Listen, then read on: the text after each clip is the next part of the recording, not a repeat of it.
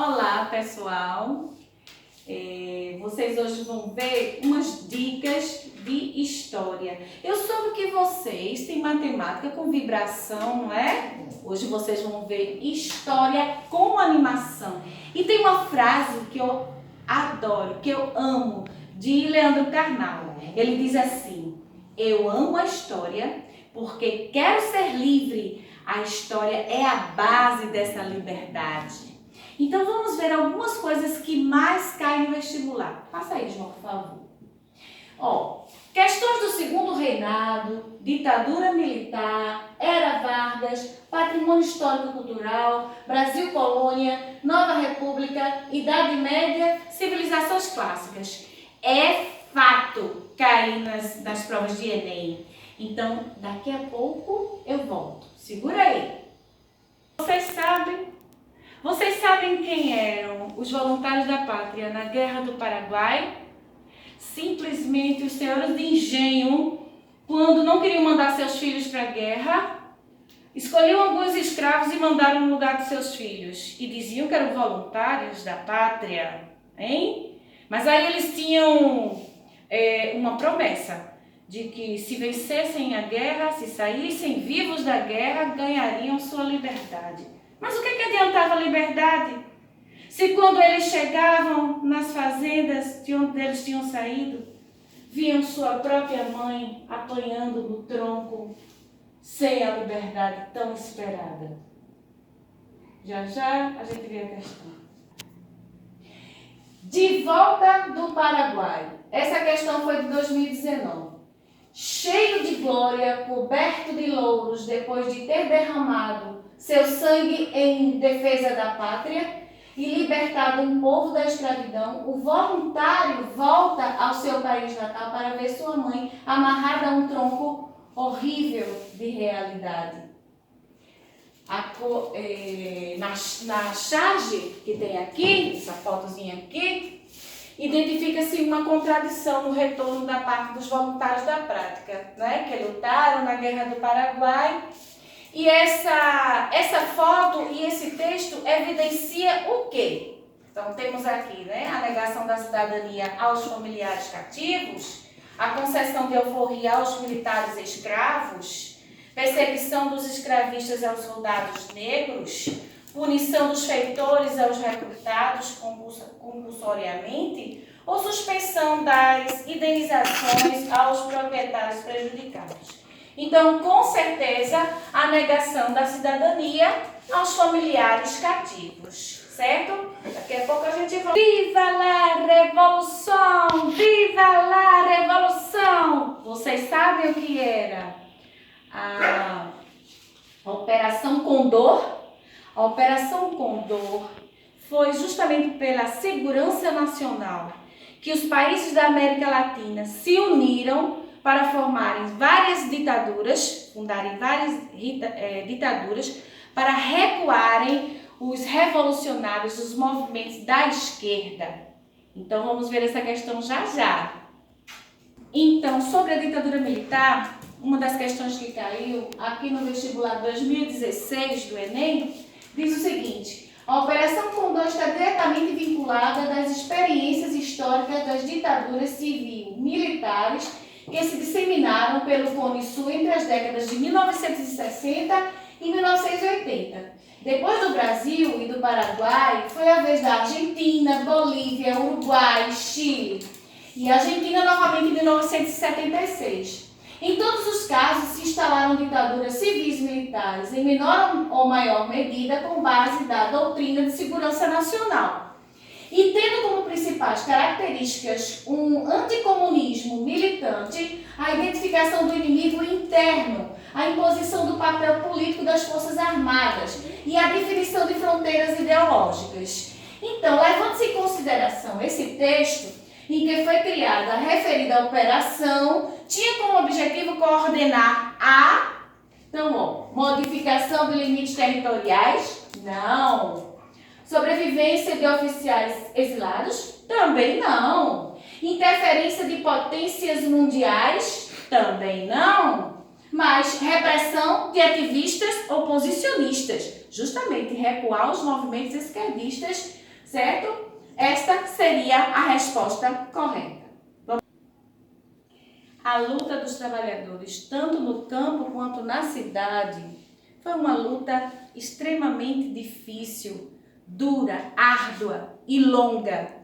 É claro que no governo de Getúlio Vargas, quando a consolidação das leis trabalhistas foi aprovada, não era para beneficiar trabalhador só. O governo saiu por cima desse benefício. Por quê? Porque ficava melhor de controlar os movimentos operários. Então, a gente vai ver essa questão já, tá ok? Então, do Enem de 2017, né? Sobre a era Vargas. Nos primeiros anos do governo Vargas, as organizações operárias sob o controle das correntes da esquerda tentaram se opor ao seu enquadramento pelo Estado, mas a tentativa fracassou. Além do governo, a própria base dessas organizações pressionou pela legalização. Vários benefícios como férias, possibilidade de postular direitos perante as juntas e conciliação, julgamento, dependiam da condição de ser membro de sindicato reconhecido pelo governo.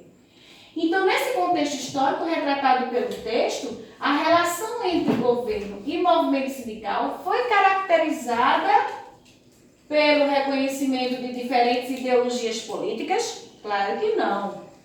Por um diálogo democraticamente constituído? Com certeza não.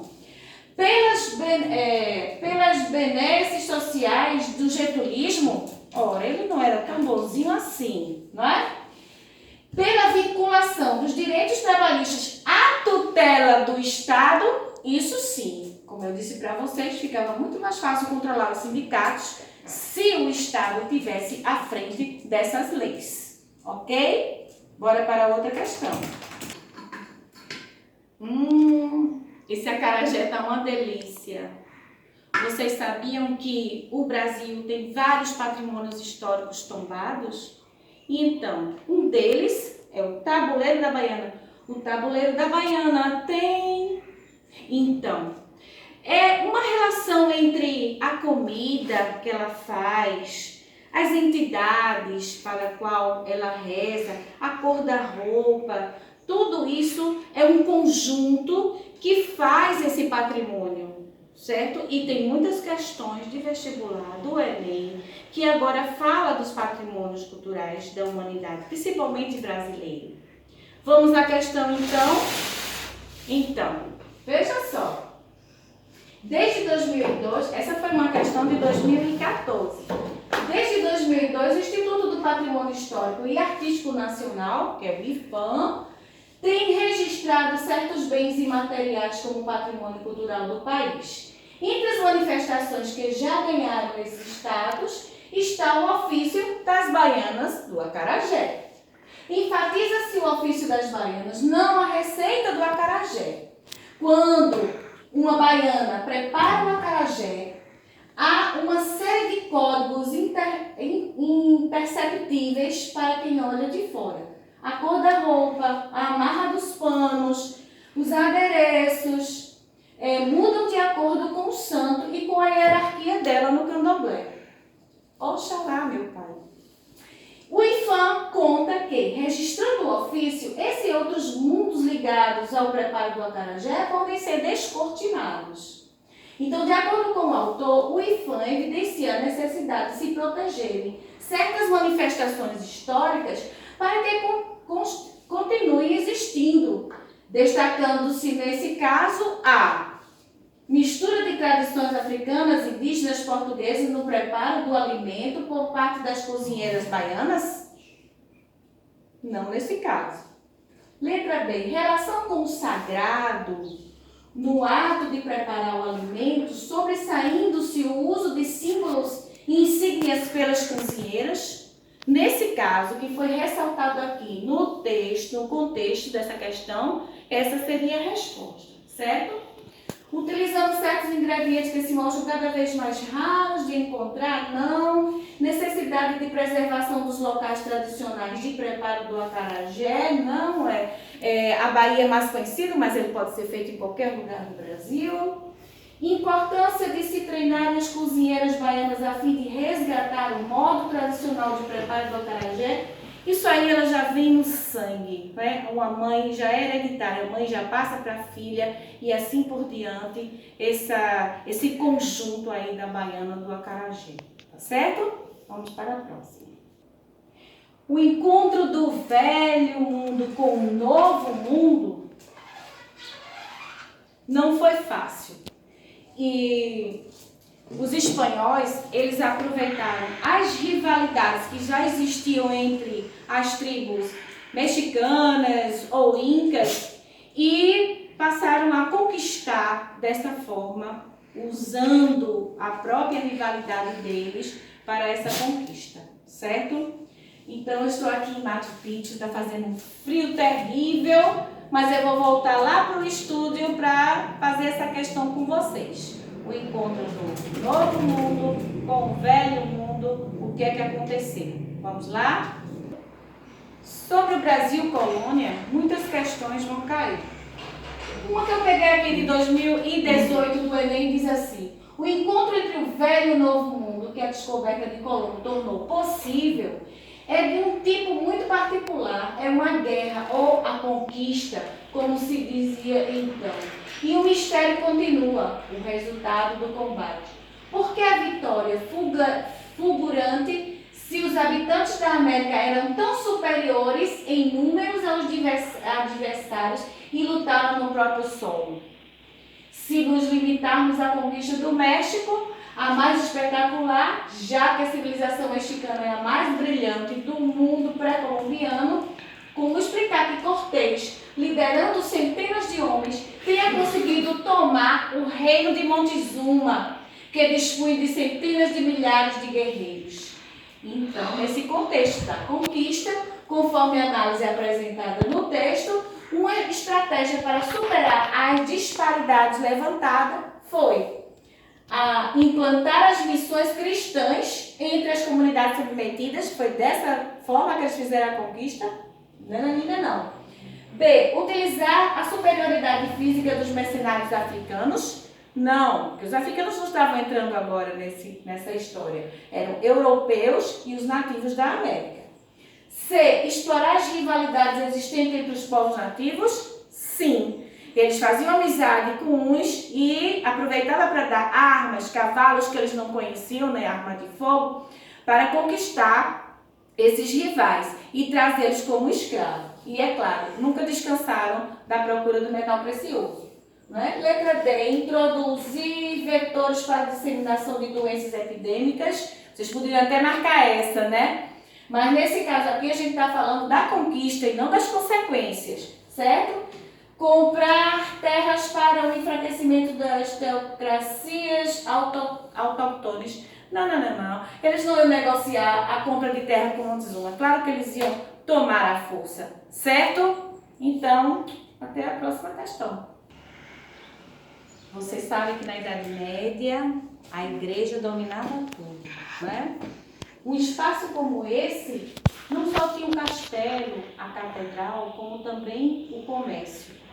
O comércio onde havia trocas, havia feiras, certo? Todo esse espaço aí era protegido por torres, por uma fortaleza. E esse espaço aqui medieval tem muito a explorar. Vamos explorar uma questão sobre isso? Ok, sobre a Idade Média, a dica. Veja bem, do Enem 2019.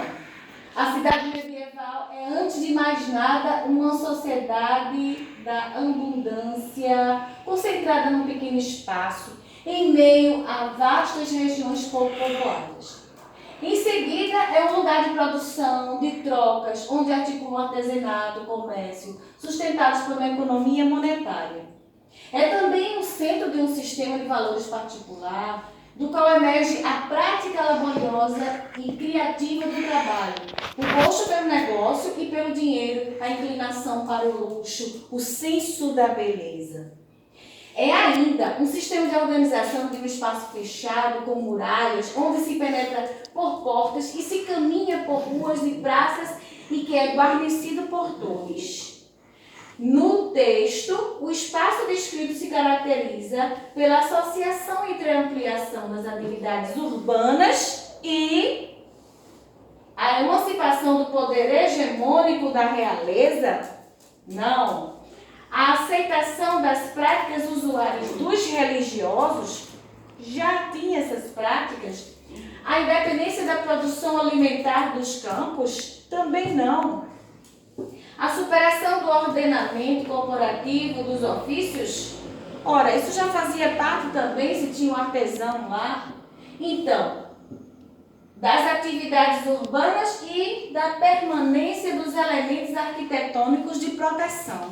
Veja que o contexto aqui frisou bem que toda a cidade estava protegida por muralhas e torres. Então, preste atenção quando vocês forem ler. Isso é uma interpretação de texto, gente. Tá certo?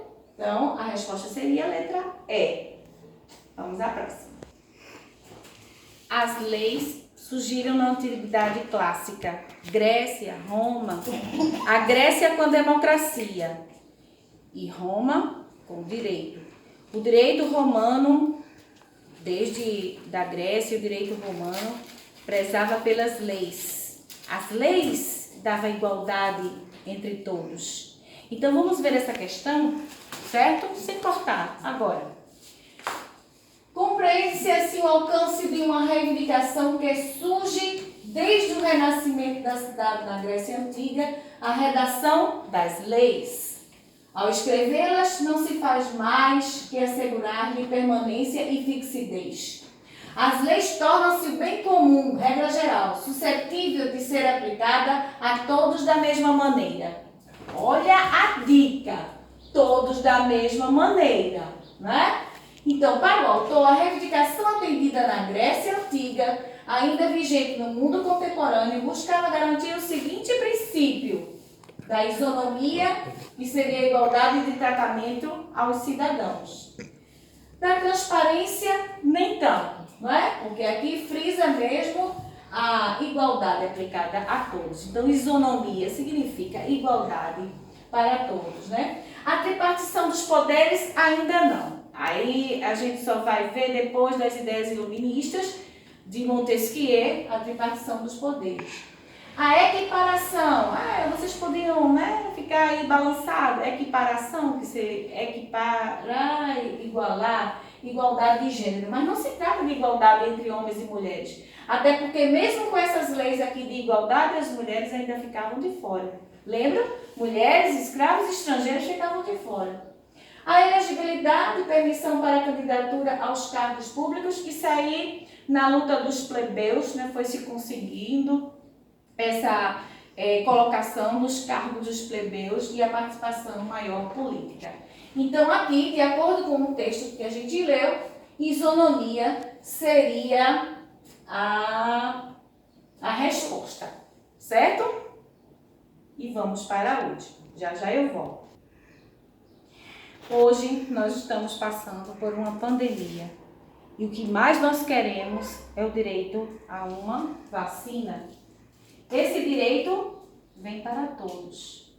Está se organizando pela idade, mas um dia, com certeza, e creio que ainda este ano, vocês vão merecer também a vacina para se proteger do vírus do corona, certo? Eu trouxe essa questão aqui sobre a nova república, porque isso é uma política pública. Vamos ver a questão? A criação do Sistema Único de Saúde, o SUS, como uma política para todos, constitui-se uma das mais importantes conquistas da sociedade brasileira no século XX. O SUS deve ser valorizado e defendido como um marco para a cidadania e o avanço civilizatório. A democracia envolve um modelo de Estado no qual políticas protegem os cidadãos e reduzem as desigualdades. Vacina para todos.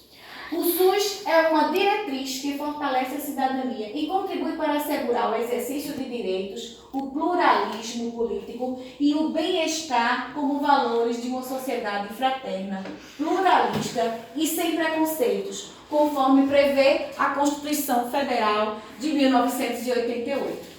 Segundo o texto, duas características da concepção da política pública analisada são o paternalismo e a filantropia. Não se trata de uma filantropia.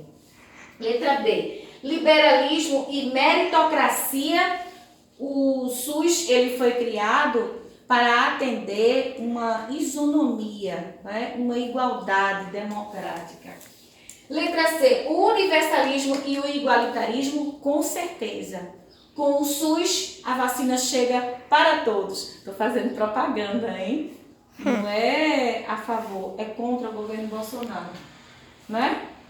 Nacionalismo e individualismo, não. Revolucionarismo e coparticipação, não. Então, gente, essa foi a última questão que a gente viu nas dicas do Enem de hoje. Não esqueçam, pesquisem as questões, estudem, que vocês vão alcançar o curso que vocês quiserem. Tá certo, meus amores? Um beijo para todos e até as próximas dicas.